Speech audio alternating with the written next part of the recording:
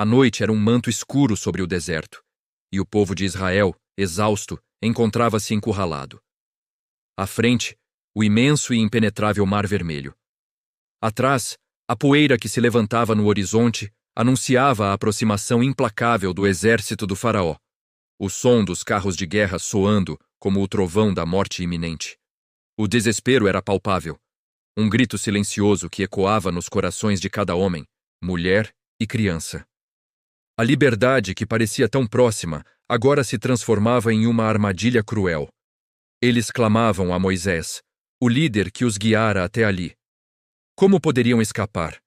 Estariam destinados a perecer entre a espada e o mar?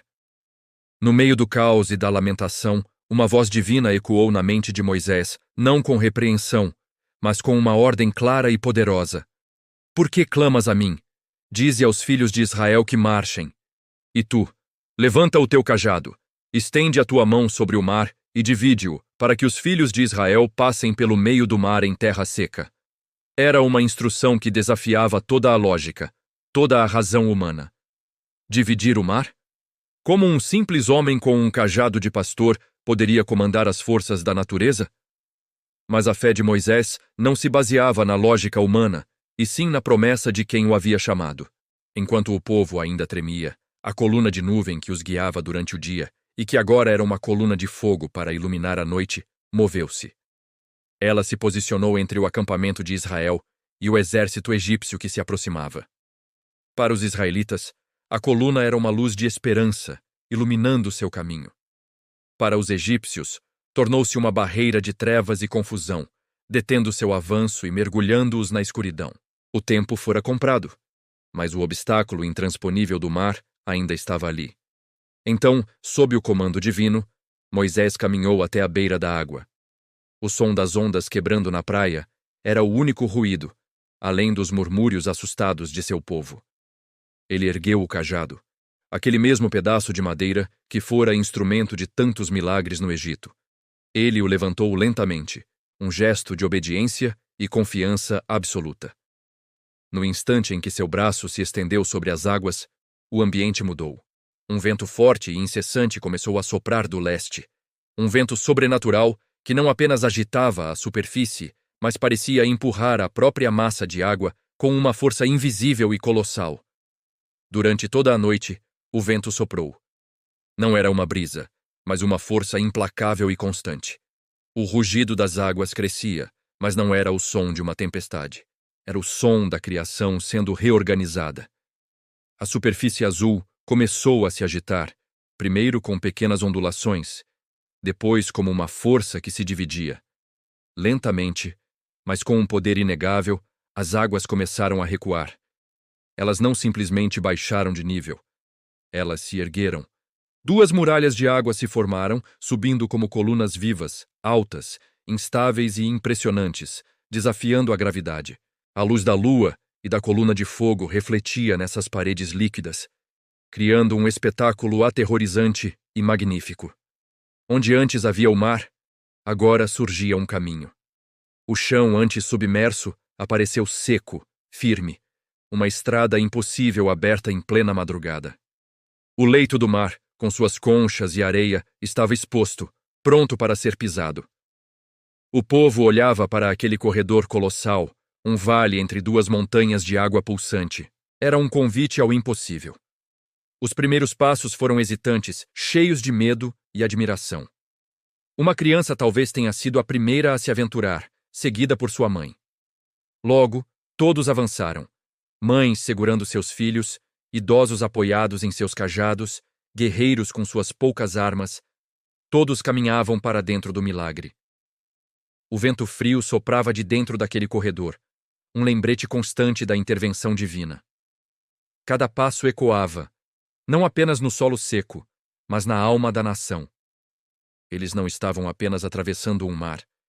Estavam cruzando a linha que separava séculos de escravidão de uma nova identidade como povo livre. Cada olhar para as muralhas de água ao lado era um testemunho vivo do poder de seu Deus. Peixes e criaturas marinhas podiam ser vistos suspensos na água, como se estivessem em um aquário gigantesco e impossível. A jornada era longa e assustadora, mas a cada passo a fé se fortalecia e o medo se dissipava, substituído por um profundo sentimento de reverência.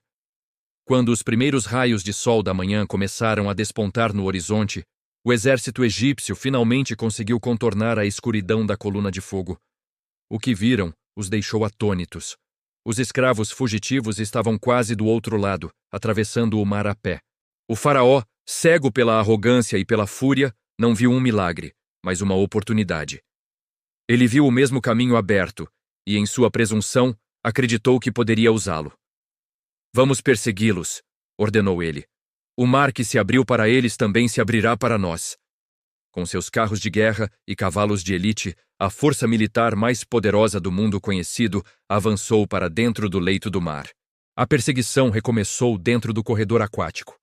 Os israelitas, já alcançando a outra margem, olharam para trás e viram seus perseguidores entrando no mesmo caminho que fora sua salvação.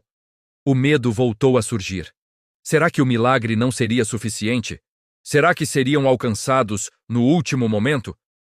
Foi então que a voz divina falou novamente a Moisés.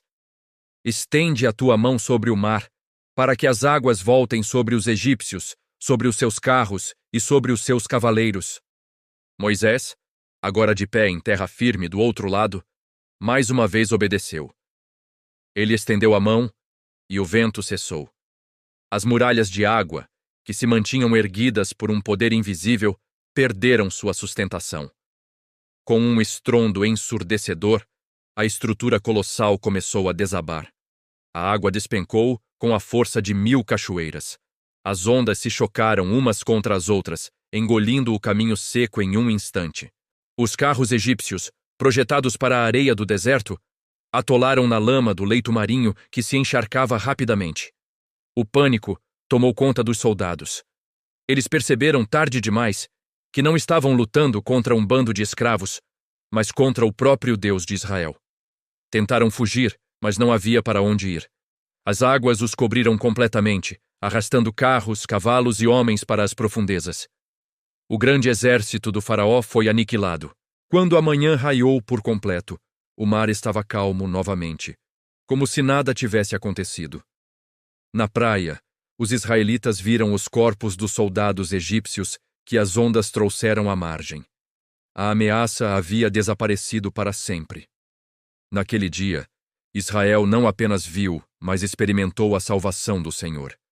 Um cântico espontâneo irrompeu entre o povo, liderado por Miriam, irmã de Moisés. Eles cantaram sobre o poder de Deus, que triunfou gloriosamente, lançando ao mar o cavalo e o cavaleiro. A travessia do Mar Vermelho não foi apenas uma fuga espetacular. Foi o ato fundador de uma nação, a prova definitiva de que eles eram o povo escolhido de um Deus que cumpre suas promessas. Foi uma lição eterna de que, mesmo quando estamos encurralados entre o impossível e o inevitável, a fé pode abrir um caminho onde não existe nenhum. Essa história atravessou milênios, não como um mito, mas como um farol de esperança, lembrando a todos que para o poder divino não existem becos sem saída. Obrigado por assistir.